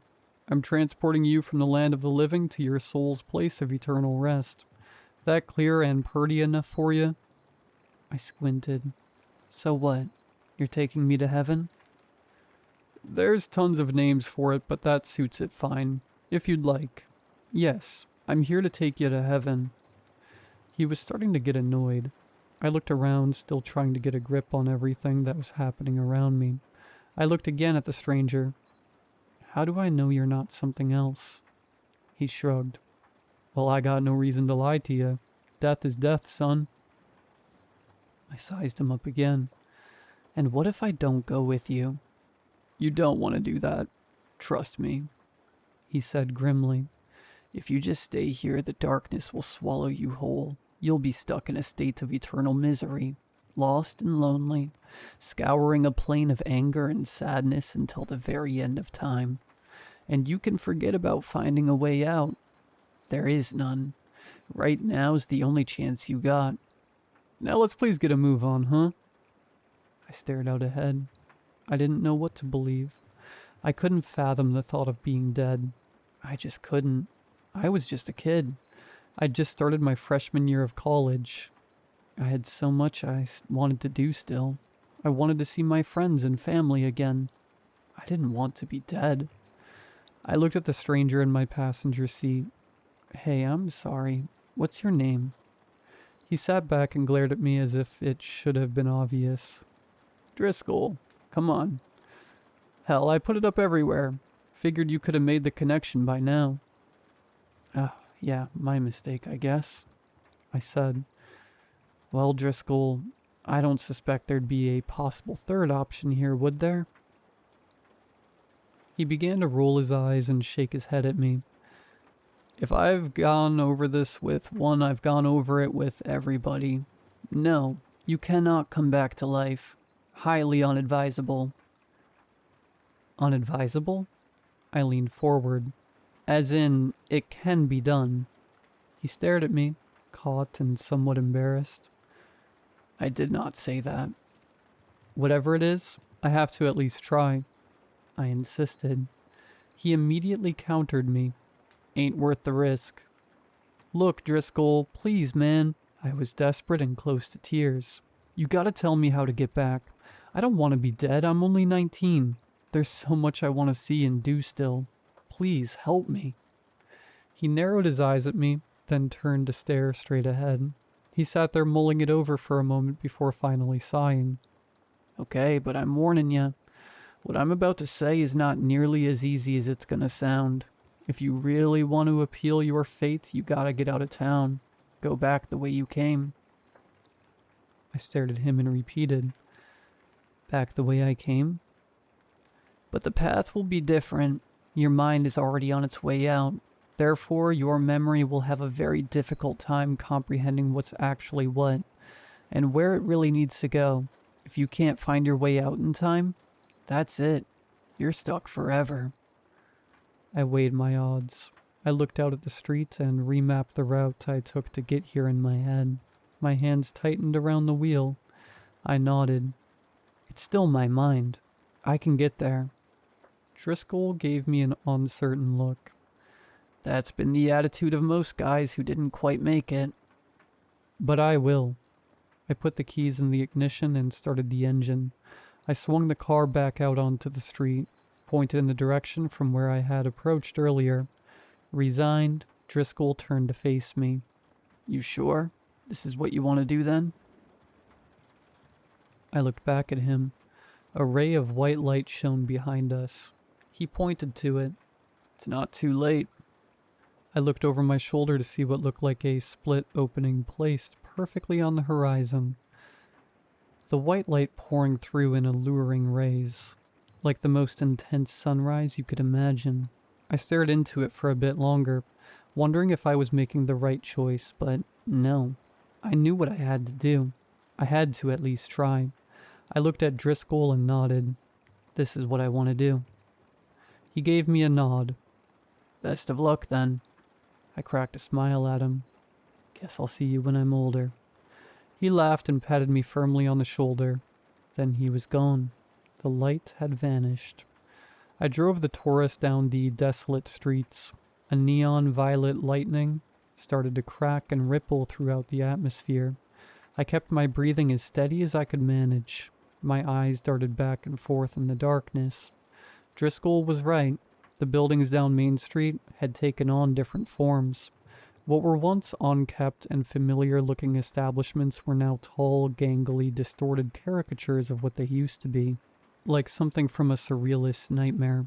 They all stretched up and loomed over me, their frames moaning, creaking, and snapping as the windows gazed down at me like plate glass eyes. I stomped on the accelerator, trying desperately to blaze through the decaying insanity, but it was as if it had no end. It was like being on a treadmill. I found the turnoff just towards the first Driscoll station I'd encountered. I could see it in the distance, writhing and heaving and bending down to the rupturing soil like a flower wilting and dying in suspended animation. It was all too much to behold, but I knew now that I was close to entering the outer reaches of town from where I'd come in. I clutched the steering wheel in preparation for the upcoming turn. When I finally got close enough to see where I anticipated it would be, I found a dead end leading to nothing but pure darkness. The brakes screeched as I pounded on them with both feet. The car skidded forward before coming to a complete stop. I rolled down the window and stuck my head out, making sure what I was seeing was correct. I thought, what now?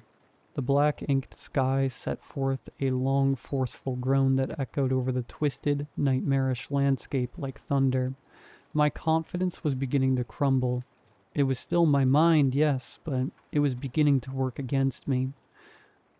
I sat back in my seat and backed the car around. I had to find an alternate route.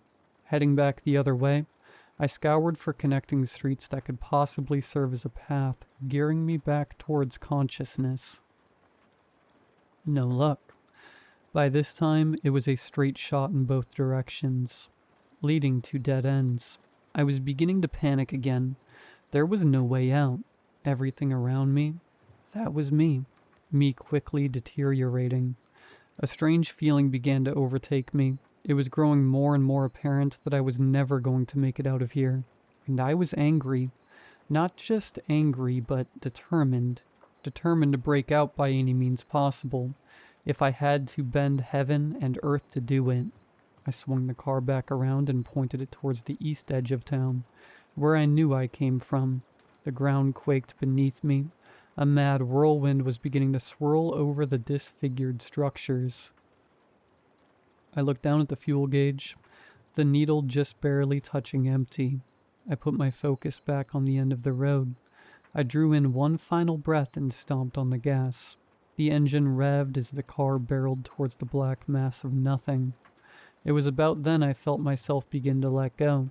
Once it picked up top speed and leapt straight ahead into the darkness, I could feel myself being flung through the windshield. I never touched down. I just hung in the air in suspended motion. Zero gravity. Nothing around me but blackness. Nothing more to be heard. I stayed in this state for what felt like 5 minutes, before a blinding light cascaded over me. It was jarring, like staring straight into an explosion. I winced and turned my head away, the intensity too much to stand. Then there was a sound echoing, a high-pitched beeping.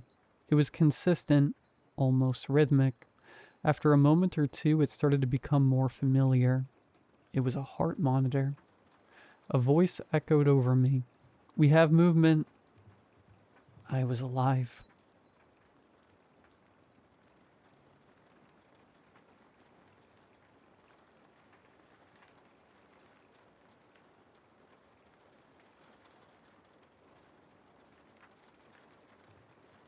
I stared in disbelief as my hands began to shake so hard, I almost dropped the test.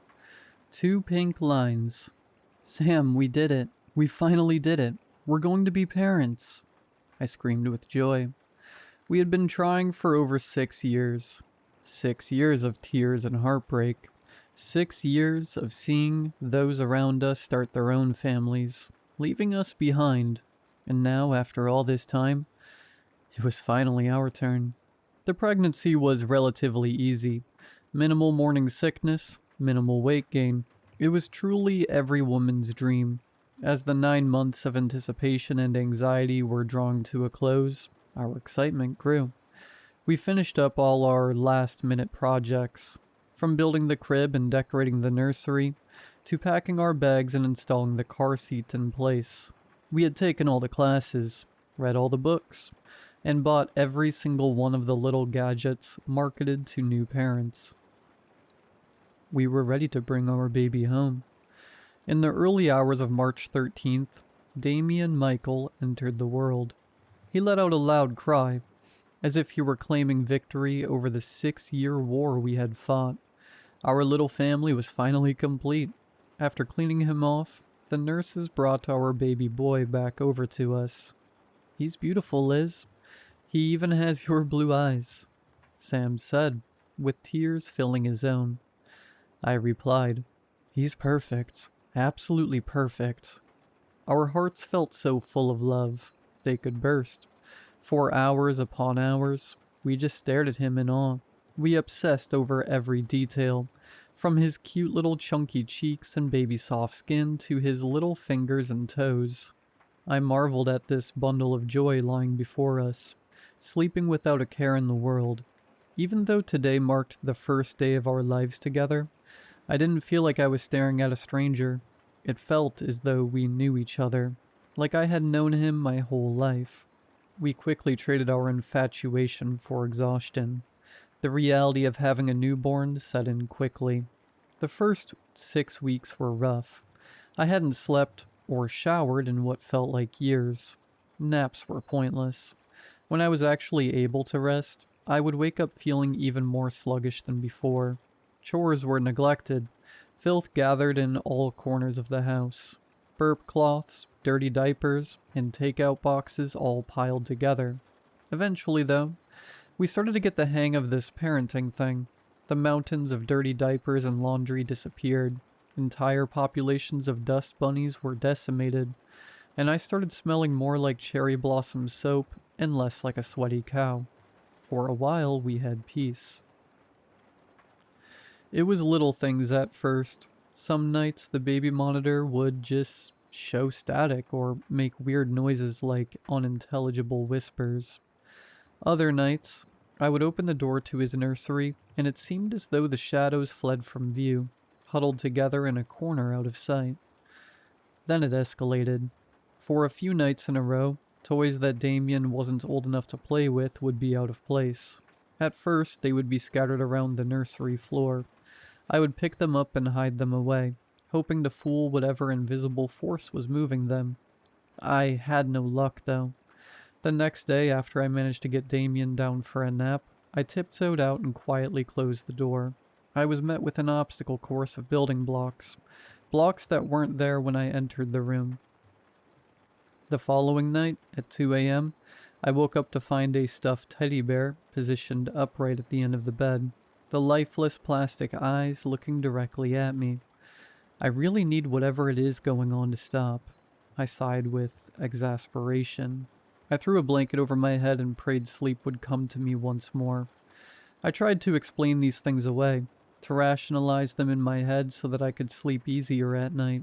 Maybe Sam was just trying to mess with me. Maybe I was just so sleep-deprived that I was having lapses in memory. I settled on the latter explanation. But much like a rubber band, it could only stretch so far before it snapped. One evening, after what felt like an eternity, Damien was finally asleep. Despite my desire to jump into bed and call it a day, chores still had to be done. I looked at the clock. 9:46 p.m. I guess Sam must be working late, I muttered to myself. I propped up the baby monitor and started on the dishes. They felt never-ending. I was trapped in a purgatory of suds and dirty dishwater. Scrub, rinse, repeat. I checked the clock again, thinking surely hours must have passed. 10:07 p.m.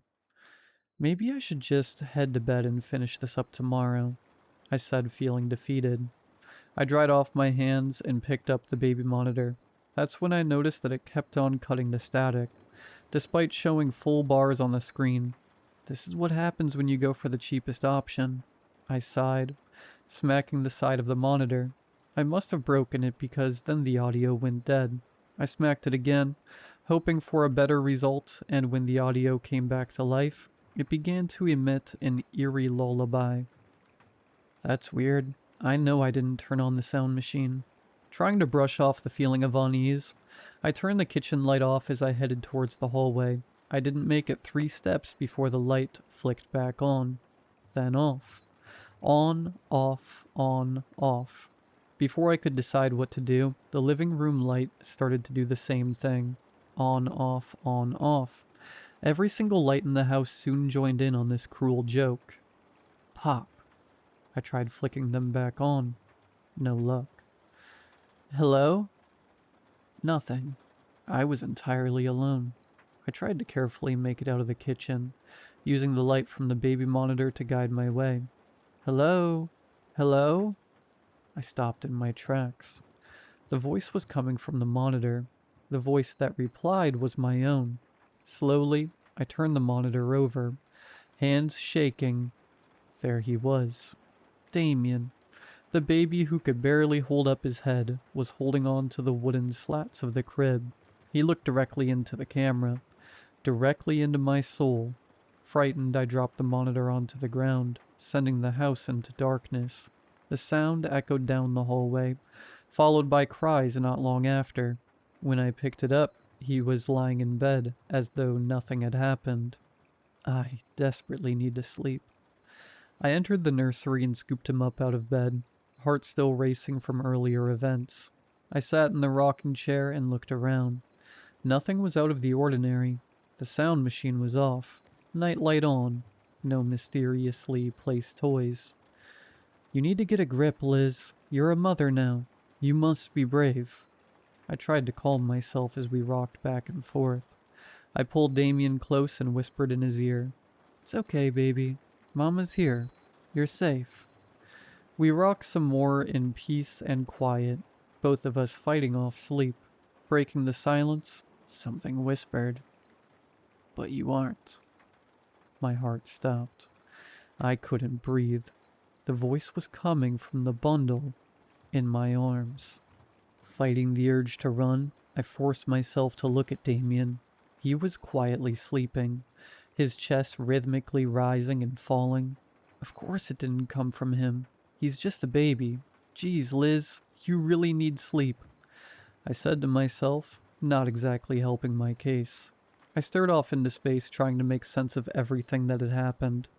I'm not a particularly superstitious person, but it was hard to find a logical explanation for everything. Was there a power surge? No, the nightlight was unharmed by whatever happened. What about what I saw? What I heard? I had no clue how to even begin to comprehend that. Breaking me from my trance, I heard the front door creak open. Sam's home. Thank God. After carefully laying Damien down in his crib, I tiptoed out and closed the door. I needed to tell Sam everything that happened. Before he could fully make it through the door, I relayed everything that had just happened in a single breath. Whoa, slow down, babe. What's going on? Something's not right, Sam. First the lights, then the voice. Something's going on and it's really scaring me. What do you mean? There's nothing wrong with the lights, he said. Reaching out, he flipped on the kitchen light. The light bulb glowed as it illuminated the room, with a gentle hum that seemed to mock me. But they were going off on their own, I swear. Well, they're working now, Sam said, gently kissing my forehead. We walked to the nursery so Sam could see Damien before bed. Quietly sneaking in, he walked over to the crib and whispered goodnight. See, Sam said, walking out. There's nobody there, Liz. As we walked back to our room, I felt foolish, like a kid making their dad look under the bed for monsters. I could have sworn I heard a voice in there. Sam broke me from my thoughts. Is everything okay, babe? I'm a little worried for you. Yeah, I'm fine. I guess I'm just exhausted. It's nothing, really. He sighed. Okay, if you say so. I could tell he didn't entirely believe the excuse I gave him, but he didn't push. He kissed me goodnight and turned off the lights. I could hear him snore as I was ruminating over everything that happened in the last few hours. I couldn't explain things away anymore. I was at a loss. I know I heard a voice tell me I wasn't safe. I know I saw Damien standing in his room. All the weird stuff that had been happening, it started when we brought Damien home. I couldn't tell Sam the truth. I couldn't tell anyone the truth. If they knew, they would think I really was going crazy. I had to find some way to prove I wasn't just imagining things. I tried to quiet my mind and go to sleep. When I awoke, Sam had already left for work. I wanted to push the events of the night before out of my mind, but I wasn't having much success. It was all I could think about. I laid in bed and tried to brainstorm ways to come up with proof. Maybe I could record the monitor, or start taking pictures when things are out of place. I thought. All I wanted is for someone to believe me. I looked for answers on Reddit for over an hour, but my searches brought up nothing. I swung my legs off the bed and stood up. I reached for the door handle but paused when I noticed light shifting under the door. There was something, or someone, waiting for me on the other side. Unsure of what to do, I squeezed my eyes shut, hoping it would go away. Mama? I see you, Mama. This can't be happening. This isn't real. I held my eyes closed so tightly that my eyelids started to ache. Why are your eyes shut, Mama? Are we playing hide and seek? It said in a sweet, innocent sort of way. I don't think I want to play with you right now, I said. I attempted to sound confident, but my voice betrayed me. But I want to play now. I'll hide first, the voice said in an angry growl. As the shadow disappeared, I heard skittering across the hardwood floor. My heart pounded so loud. It felt like each beat shook the room. Cold sweat droplets formed on my head. I felt dizzy. I needed to find Damien. I needed to know the truth. Was all of this really his fault? Surely it couldn't be. Unless that thing wasn't my baby. Could a monster have really taken Damien and replaced him? If that was true, that meant my son was out there somewhere, all alone. I had to find my baby. I needed to know the truth. Still terrified, I slowly opened the door. I knew I had to get to the nursery to see if Damien was still in his crib. That would give me the answer I was searching for. I tried to creep down the hallway, having to remind myself to breathe. I was close. I could feel it. I would finally have my answer about the voices, the toys, the baby monitor. Everything. I opened the door and to my surprise, Damien was awake in his crib just staring at the ceiling. "Thank God it's not you," I said, with a small sigh of relief. I'm not sure what outcome would have been better. On the one hand, this meant something else was responsible for all the supernatural occurrences. On the other hand, at least I still had my baby boy. I stared at him, admiring my creation, my little lighthouse in this dark sea of torment. That's when I saw them. His eyes, staring back at me, were two hazel-colored eyes. My stomach turned. I felt like I was going to be sick. No, this can't be. Damien always had blue eyes. I cautiously walked away from the crib. I didn't want to agitate whatever creature had replaced my baby. I don't know what you did with my son, but I will find him. I know the truth now, I whispered. I needed to get out of there. Slowly his head turned. Those two soulless hazel eyes were now locked onto me, its face cold and expressionless as it watched me sneak out of the room. I sprinted to the living room, trying to be as far away from the nursery as possible.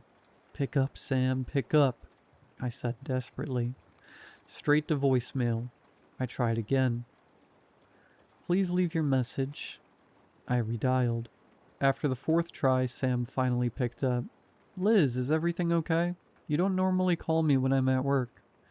"No, Sam, nothing is okay. I need you to come home right now. Whatever this thing is in our house, it's not Damien. I have proof," I said in a harsh whisper, praying it didn't hear me. "I can't come home just yet. I'm sure everything is fine, Liz. Just keep an eye on Damien until I get back," he replied with worry in his voice. "That thing is not Damien. What don't you understand? Why don't you believe me?" He sighed. "It's not that I don't want to believe you, babe, but do you hear yourself? What you're saying really seems like a stretch." "You think I don't know how all this sounds, Sam? Do you think I'm making this up just for fun?" I said, choking on my emotions. "Its eyes, they're different, Sam. They're hazel. Damien's eyes were blue." He was quiet on the other line for a moment, seeming to gather his thoughts. "Liz, I think we need to talk to someone. Maybe a counselor or a therapist or something. You're really starting to worry me." "What about his eyes?" "Babe, don't you remember from the books? All babies start out with blue eyes. He's just starting to develop his true eye color. Look, I will tell my boss that I need to get off early and see what I can do. Just please don't do anything stupid. I don't want you to hurt yourself or Damien. Promise me." I had never heard this tone from Sam before. He sounded nervous, not afraid of what I said being the truth, but rather afraid of me. Afraid I would hurt our baby boy. "I promise, Sam. You know I would never hurt Damien. Just please come home quickly." "I'll try." After hanging up the phone, I plopped down on the couch, staring off in the distance. No one believed me. I was all alone. I held my head in my hands. I just wanted all of this to go away. Why me? Why did the universe decide to give us an angel, just to replace him with this creature? This demon. All I wanted was to have Damien back. "Get it together. You have to figure this out. You have to find your son." I got up off the couch and started pacing around the living room. I had to think. Whatever this thing is, it chose to replace my son. That meant it was probably safe to assume it was hiding its real identity. I just needed to find a way to show Sam. I knew what I had to do. I had to cause hurt. It's hard to keep up an act when you're bleeding out. I thought back to my call with Sam. I thought back to his plea and my promise. I meant what I said. I would never, ever hurt Damien. But that thing mocking me, wearing my son's face and mimicking his cries, I had to kill it. I went to the kitchen in search of something I could use as a weapon. I'm not sure what I needed to kill a creature like the one lying in the crib, but I prayed my sharpest knife would do the trick. I held the knife up, looking at myself in the reflection. My eyes were sunken into my face, cradled by dark circles. My face so pale, it was as if it were translucent, the highways of veins visible just beneath the surface. I looked frail and weak, like the life had been sucked out of me. This monster not only took my baby, but it was trying to take me as well. I refused to let that happen. I had to end this. I crept down the hallway holding the knife so tightly my knuckles turned white. Deep breath. This is it. Just kill it and then everything can go back to normal. I grabbed the door to the nursery, throwing it wide open. The crib was empty.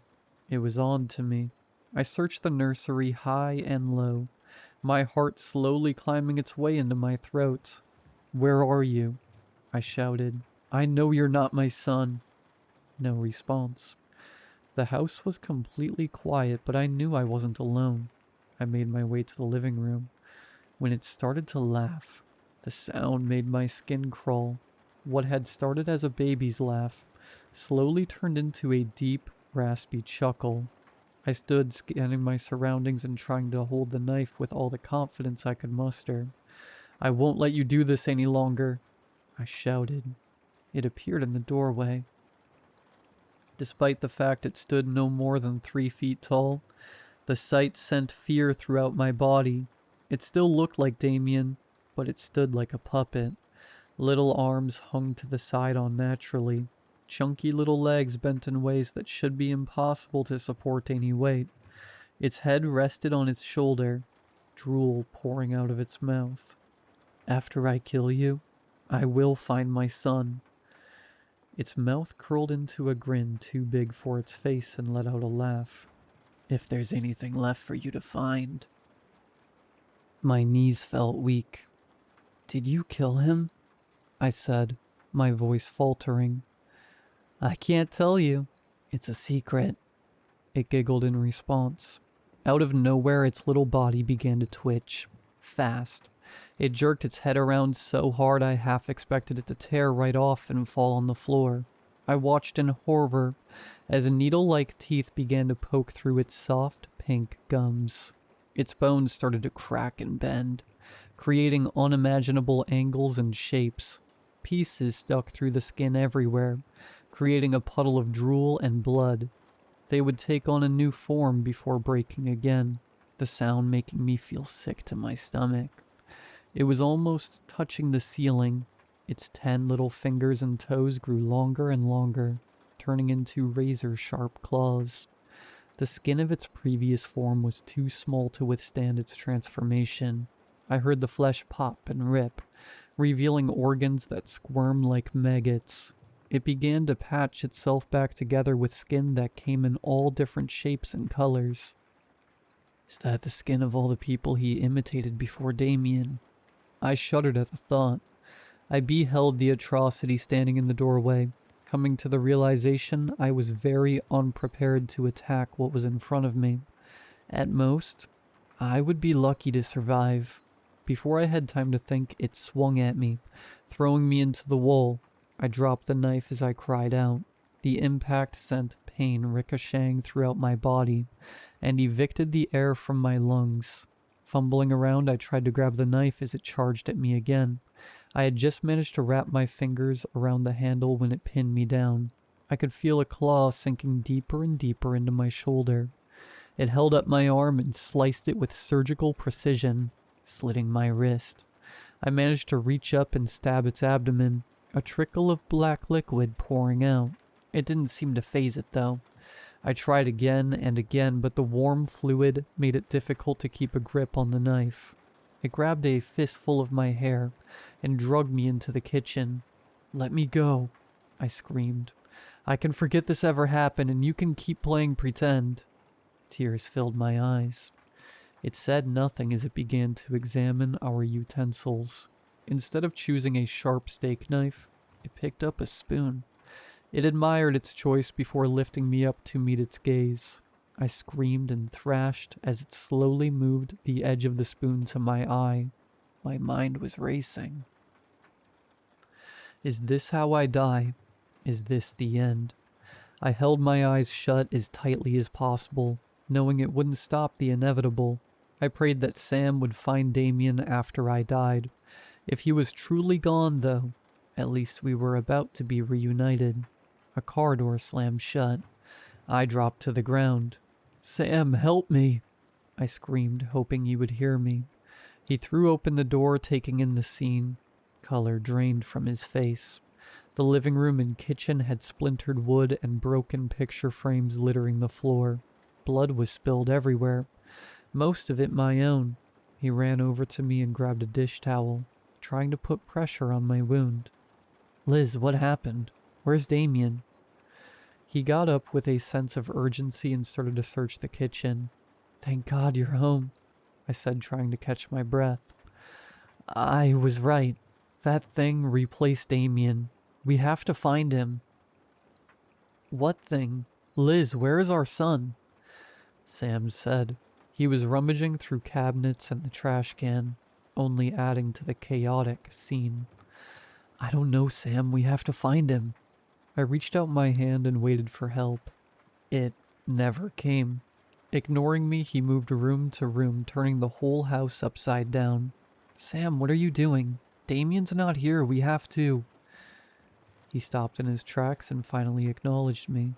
"Elizabeth, what have you done with him? Where is our son?" I was taken aback. Why didn't he understand? Why didn't he believe me?